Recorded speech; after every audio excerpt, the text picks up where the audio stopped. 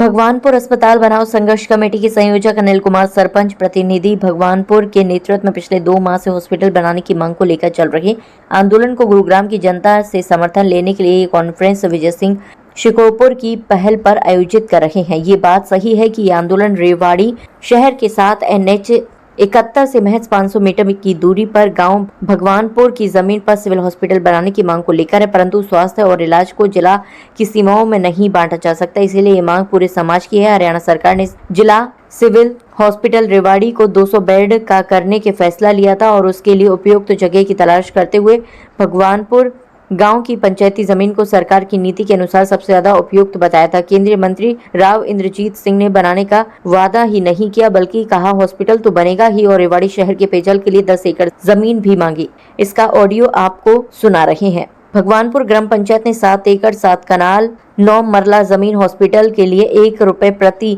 एकड़ और 10 एकड़ वाटर वर्क्स के लिए दे दी। 1 एकड़ जमीन की तो सरकार के नाम भी हो चुकी है। राव इंद्रजीत सिंह के इस वादे के बिना किसी वाजिब कारण के स्वास्थ्य मंत्री हरियाणा सरकार आरती राव सिंह ने शाहबाजपुर खालसा गांव की 5 एकड़ जमीन प्रस्तावित हॉस्पिटल के लिए ग्राम सभा की मीटिंग करके सरकार को प्रस्ताव भेजने का आदेश BDPO को दे दिया, जो आदेश सरकार के खुद के मानदंडों के खिलाफ था। वह पत्र भी आपको पेश किया जा रहा है। निस्संदेह ही इस आदेश में कुछ तत्वों को फायदा पहुंचाने की साजिश थी। जब रामगढ़ भगवानपुर के ग्रामीणों को इस आदेश का पता चला तो 16 जून को ग्रामीण राव इंद्रजीत से मिलने उनके निवास पर गए। तब राव साहब ने मिलने से इनकार ही नहीं किया, उल्टा पुलिस बुलाकर वहां से ग्रामीणों को खदेड़ दिया। इसमें हमारा जो एक बुजुर्ग था वो राव साहब के वहां पे गया था, जिसको धक्के मार के इन्होंने पुलिस द्वारा निकलवाया था। वो 29 तारीख को हमारी महापंचायत के हमारे अध्यक्ष भी थे, महापंचायत के भी अध्यक्ष थे और हमारी संघर्ष समिति के भी अध्यक्ष थे। और वो वहाँ महापंचायत के दिन 1 घंटे बाद उस जो अपमान को झेल नहीं पाए और वो एक्सपायर हो गए। तो आज तक उन्होंने उनकी जो है बारे में 2 संवेदनशील शब्द भी नहीं कहे, जबकि ये बहुत ही गलत बात है। और हमारे ऊपर इल्जाम लगाने शुरू कर दिए, किसी कभी कुछ और मुझे दबोचने के लिए इन्होंने जो इनके दबाव में जो प्रभाव से जितने भी सरपंच थे, जितने भी प्रॉपर्टी डीलर थे, उनको उन्होंने खड़ा कर दिया और इन्होंने मेरे को दबोचने। लेकिन मैं शुक्रगुजार हूँ जनता का कि जनता मेरे साथ आके खड़ी हो गई। जो जनता उसको राजा बनाने वाली जनता थी, वो ये जनता मेरी ढाल बन के मेरे खड़े हो गई। नहीं तो अन्यथा आज रामेर की जगह एक उसकी बगल में मेरी भी मूर्ति लगी हुई थी। तो मैं इस जनता का सबसे बड़ा शुक्रगुजार हूँ। और जिस दिन रामेर जी मरे थे, इन्होंने बहुत डराने का काम किया, मेरी माँ बितर गई, बहुत डराने का काम किया। लोगों ने मेरी माँ को भी जाके ये कहा कि उसका काम बंद कर देंगे, इसको मरवा देंगे, इसको कुछ कर देंगे। तो मेरी माँ भी उदास हो गई थी। फिर मैंने अपनी माँ को सिर्फ एक बात कही थी कि माँ, मैं इस जनता के सम्मान की लड़ाई लड़ रहा हूँ, पूरे इलाके की लड़ाई लड़ रहा हूँ। आपका अगर मुझे कुछ हो जाता है तो आप मुझको तो मुझ पे गर्व होना चाहिए। मेरी तो उम्र आज 45 साल है। शहीद भगत सिंह की उम्र 20 और 22 साल के आसपास थी। उसने कुछ भी नहीं देखा था और उसकी मां ने भी सब्र किया था। तो आपको गर्व होना चाहिए, ऐसी बातें मत करो। मैं सबके सम्मान की लड़ाई लड़ रहा हूँ। जिस जनता की ये वोट लेके उसकी ताकत को उसी पे यूज करते हैं, उसके आम बुजुर्गों के और महिलाओं के सबकी सम्मान की लड़ाई है, अस्पताल के साथ साथ ये उनकी लड़ाई है। तो मेरी माँ उस दिन के बाद से मेरी माँ कंधे से कंधा मिलाकर मेरे साथ खड़ी है। मैं ऐसी माँ पे गर्व करता हूँ। कैंडल मार्च हमने हर गांव में निकालने शुरू किए, उसमें वो जाती है। तो मैं जनता से भी एक अपील करना चाहता हूँ कि अगर कुछ भी कर सकते हैं ये लोग कुछ भी कर सकते हैं। अगर मुझे कुछ भी हो जाए, मेरा एक्सीडेंट भी करा सकते हैं या कुछ भी करा सकते हैं। मैं जनता से मेरी सिर्फ इतनी अपील है कि अगर मुझे कुछ हो जाए तो बस इस क्रांति को जो लोगों के आम सरकार की टीम ने और सरकार ने उस जगह का अवलोकन किया और उसको सही पाया। तमाम रिपोर्ट हमारे पास है, हम आपको पेश करेंगे। और इस काम के लिए जब ये प्रोसेस चला तो राव इंद्रजीत सिंह जो हमारे केंद्रीय राज्य मंत्री हैं, ये हमारे जो संघर्ष के संयोजक भी हैं और ये सरपंच प्रतिनिधि भी हैं, श्री अनिल कुमार जी, इनसे फोन पे बात की वो फोन का ऑडियो भी हम आपके बीच में सुनाएंगे या आपको भेज देंगे। उन्होंने ये कहा कि आपके यहाँ हॉस्पिटल बनेगा, हॉस्पिटल तो बनेगा ही, परंतु आप रेवाड़ी शहर के लिए पंचायत जमीन में से 10 एकड़ जमीन आप दे दीजिए, क्योंकि रेवाड़ी में पानी की बड़ी किल्लत है। तो इन्होंने कहा कि हम जमीन भी देंगे और हॉस्पिटल के लिए हम फ्री जमीन देंगे। 1 रुपया प्रति एकड़ के हिसाब से इन्होंने 7 एकड़ 7 कनाल 9 मरला जमीन सरकार को भेज दी। तमाम केस को भेज दिया गया, तमाम कार्रवाई पूरी हो गई।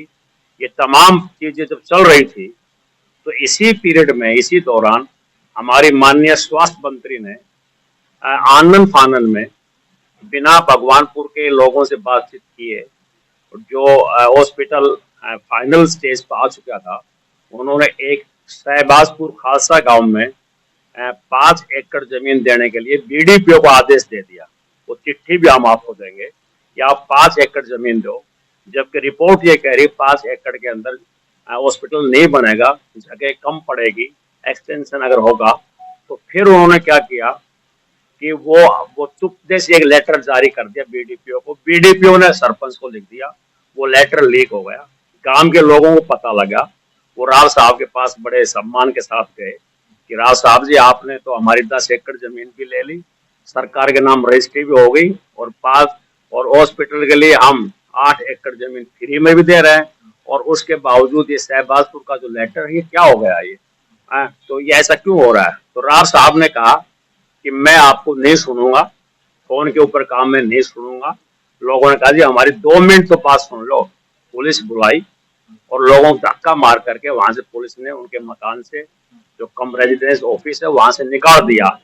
बुजुर्ग आदमी जो सदा राव साहब को सम्मान करते थे, वो हाथ हुए। और आप दुखदायी बात में बता रहा हूँ, 29 जून को हमारा एक बुजुर्ग राव रामेर सिंह, जो राव साहब के बहुत नजदीकी मानता था अपने आप को, वो इतने हाथ हुए, सब पता भी नहीं होगा कि वहां पर पिछले 66 दिन से गांव के भोले भाले लोग, अभी आपने देखा होगा, जो ठीक से अपनी बात, अपनी समस्या को भी साधारण शब्दों में आपके सामने रखते हैं, वो संघर्षरत है। बरसात के अंदर पानी में डूबते हुए, तैरते हुए, सड़कों पे चलते हुए, नंगे पैर ज्ञापन देने जा रहे हैं। 10-10, 12-12, 15 किलोमीटर पैदल चल के जा रहे हैं। और वो बैठे किस लिए हैं? एक साधारण सी बात है कि वो बैठे सिर्फ इसलिए हैं कि उनके चुने हुए प्रतिनिधि सांसद राव इंद्रजीत ने उनसे वादा किया कि भाई हम आपके यहाँ अस्पताल बनाएंगे। अस्पताल हम सब समझते हैं मूलभूत सुविधाओं का एक हिस्सा है, बहुत जरूरी हिस्सा है। और उन्होंने वादा किया, और उसकी ऑडियो वीडियो जो बातचीत है वो भी वायरल है इंटरनेट के ऊपर, यूट्यूब पे सब लोग देख सकते हैं। उन्होंने वादा किया है और वादे में कहा कि भाई आप जमीन दे दो। गुड़गांव के लोग बेहतर तरीके से समझ पाएंगे कि आजकल जमीन की क्या कीमत है। एक ऐसी जमीन गांव की जो बिल्कुल 4 लाइन हाईवे के ऊपर लगती है, जिसकी कीमत आज के समय लगभग 50 करोड़ रुपए।